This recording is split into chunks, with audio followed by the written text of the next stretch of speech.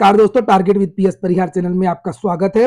आइए शुरू करते हैं और देख लेते हैं कि आज के समाचार पत्रों में विद्यार्थी जीवन से संबंधित कौन कौन सी सूचना है। तो वीडियो को जल्दी से लाइक कर दें, शेयर कर दें और जिन छात्रों ने चैनल को सब्सक्राइब ना किया हो तो जल्दी से सब्सक्राइब कर लें ताकि आप लोगों को भी इसी प्रकार की ऑथेंटिक अपडेट सबसे पहले मिलती रहे। आगे बढ़ने से पहले एक सूचना उन विद्यार्थियों के लिए जो विद्यार्थी यूपी बीएड एंट्रेंस एग्जाम की तैयारी कर रहे हैं। वे सभी अभ्यर्थी चक्षु प्रकाशन की इस बेस्ट बुक को ले सकते हैं, जिसे आप लोग यहाँ पर देख सकते हैं। इस पुस्तक में सारा का सारा सिलेबस कवर किया गया है, चाहे सामान्य ज्ञान हो, हिंदी हो, सामान्य अभिरुचि परीक्षण हो। और यहाँ पर आप लोग देख सकते हैं कि इसमें 2700 से ज्यादा महत्वपूर्ण प्रश्न दिए हुए हैं और इसी पुस्तक में आपको 2 साल पेपर भी देखने को मिल जाएंगे। सभी कापी किताबों की दुकानों में चक्षु प्रकाशन की ये बेस्ट बुक आपको मिल जाएगी। और अगर आप लोग ऑनलाइन मंगवाना चाहते हैं तो उसकी लिंक मैंने डिस्क्रिप्शन बॉक्स दे दी है, वहां पर जाकर के आप लोग ऑनलाइन भी मंगवा सकते हैं। बीएड एंट्रेंस एग्जाम की एचडी बुक भी आती है और बीएड एंट्रेंस एग्जाम का यहाँ पर प्रैक्टिस सेट भी आता है। इसकी भी लिंक मैंने डिस्क्रिप्शन बॉक्स में दे। खबर की शुरुआत करेंगे हम यूपी ट्रिपल एससी से। लिखा है प्रारंभिक पात्रता परीक्षा पेट से भर रहा है सिर्फ सरकार का पेट। और यहाँ पर लिखा हुआ है कि प्रारंभिक पात्रता परीक्षा यानी पेट से सिर्फ सरकार का पेट भर रहा है। प्रतियोगी छात्र ऐसा ही मानते हैं क्योंकि पीईटी 2022 में शामिल होने के बाद में उत्तर प्रदेश अधीनस्थ सेवा चयन आयोग ने अब तक कोई नई भर्ती नहीं निकाली है।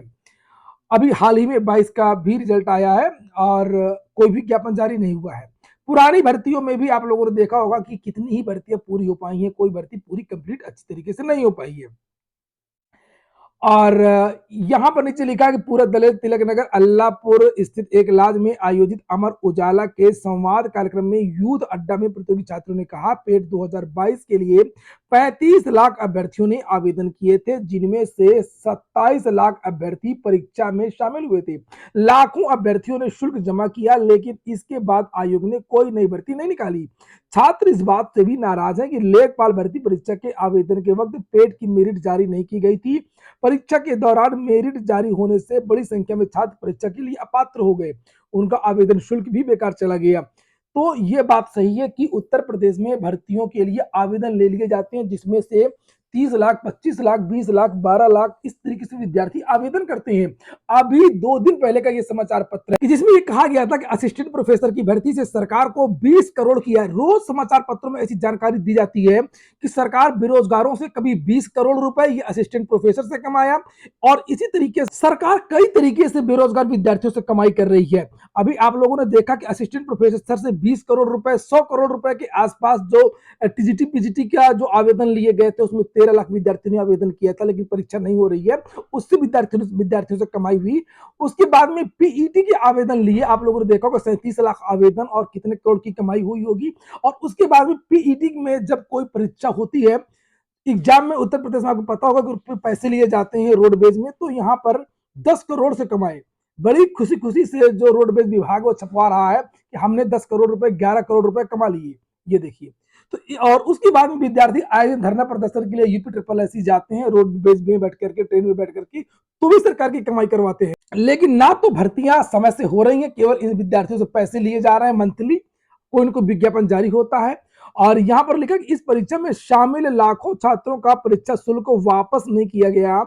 भर्ती परीक्षाएं समय से नहीं होती हैं, जो होती हैं वे भ्रष्टाचार की भेंट चढ़ जाती हैं और वे चाहते हैं कि परीक्षाएं समय और पारदर्शी तरीके से हों। उनका कैलेंडर जारी किया जाए और इसमें विज्ञापन से लेकर के परिणाम तक की तिथि प्रस्तावित की जाए।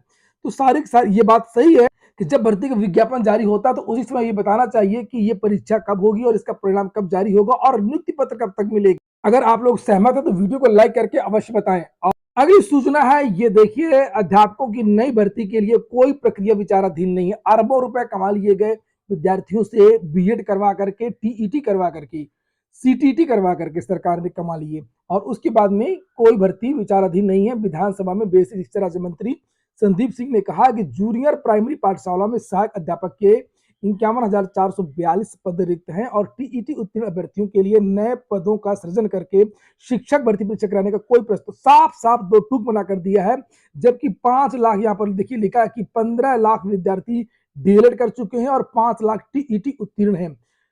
यदि शिक्षा मित्रों के सहारे ही शिक्षा व्यवस्था चलानी है तो उनका मानदेय क्यों नहीं बढ़ाया जा रहा? क्या नई भर्तियां नहीं की जाएंगी कि नहीं की जाएंगी? तो उत्तर प्रदेश के छात्रों की तो सबसे खराब स्थिति होने वाली है और हो रही है इस समय।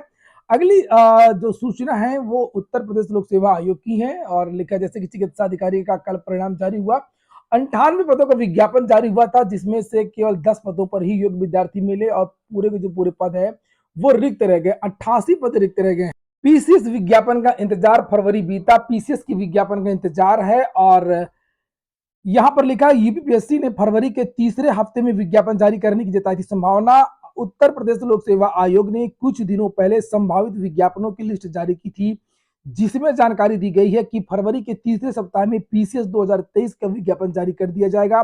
फरवरी का महीना तो निकल गया, अब अभ्यर्थियों को अब तक विज्ञापन जारी होने का इंतजार है और यहां पर लिखा है कि 2 पेपर भी नए जोड़े गए हैं, ऑप्शनल को हटा दिया गया, विद्यार्थियों को इसका भी इंतजार है कि इसकी जो ऑफिशियल जानकारी है वो विद्यार्थियों को। सूत्रों का कहना है कि विज्ञापन इसी महीने जारी होगा और मुझे जो जानकारी मिली है कि इसमें कुछ पद जोड़ने का इंतजार किया जा रहा है, कुछ पद जोड़ने की संभावना है, ज्यादा नहीं है, 15-20 पद जो है इसमें और अभी जुड़ सकते हैं।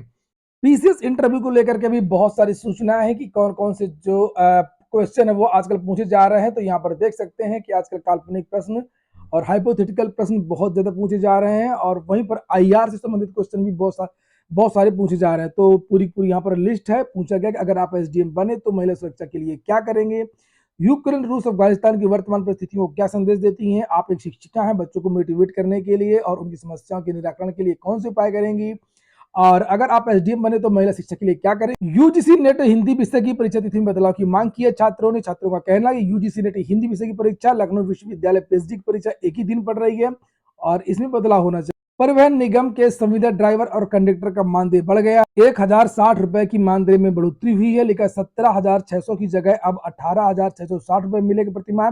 इसी तरीके से उत्तम पद वाले ड्राइवर और कंडक्टर को अब प्रतिमाह 14,600 की जगह 15,660 रुपए।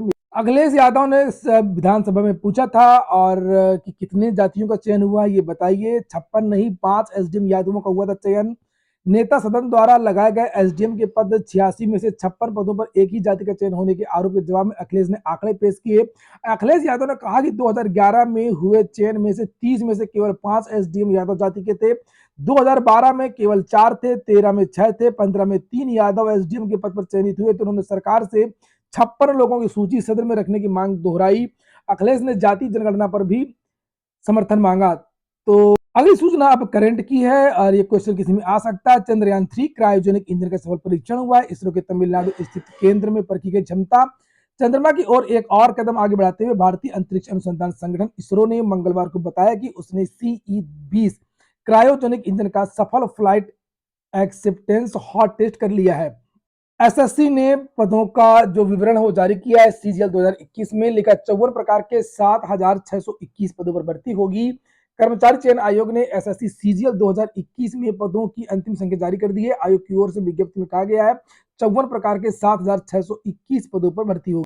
भर्तियों में धांधली को लेकर के समाजवादी पार्टी ने हंगामा किया। करना भी चाहिए, उत्तर प्रदेश में भी अन्य राज्यों की तरह ही जम करके भ्रष्टाचार हो रहा है और विधान परिषद में मंगलवार को सपा ने काम रोको प्रस्ताव के तहत भर्तियों में आरक्षण में भ्रष्टाचार का मुद्दा उठाया। इस मुद्दे पर सत्ता पक्ष के साथ सपा के सदस्यों की तीखी बहस हुई। इसी दौरान सपा के सभी सदस्य नारेबाजी करते हुए वेल में पहुंच गए। सपा सदस्य नहीं माने तो सभापति ने सदन की कार्रवाई 15 मिनट के लिए स्थगित कर दी। शून्यकाल में नरेश चंद्र उत्तम, स्वामी प्रसाद मौर्य, आशुतोष सिन्हा, मुकुल यादव ने भर्तियों में आरक्षण में भ्रष्टाचार का मुद्दा उठाते हुए कहा कि सरकार आरक्षण को खत्म करने पर लगी हुई है।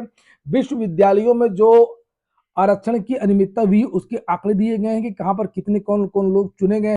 वहीं पर भाजपा नेता केशव प्रसाद मौर्य ने कहा कि पेपर लीक कराने वाले आपके लोग। आज की वीडियो में इतना ही। वीडियो को लाइक अवश्य कर दें, सब चैनल को सब्सक्राइब कर लें। पूरा वीडियो सुनने के लिए बहुत बहुत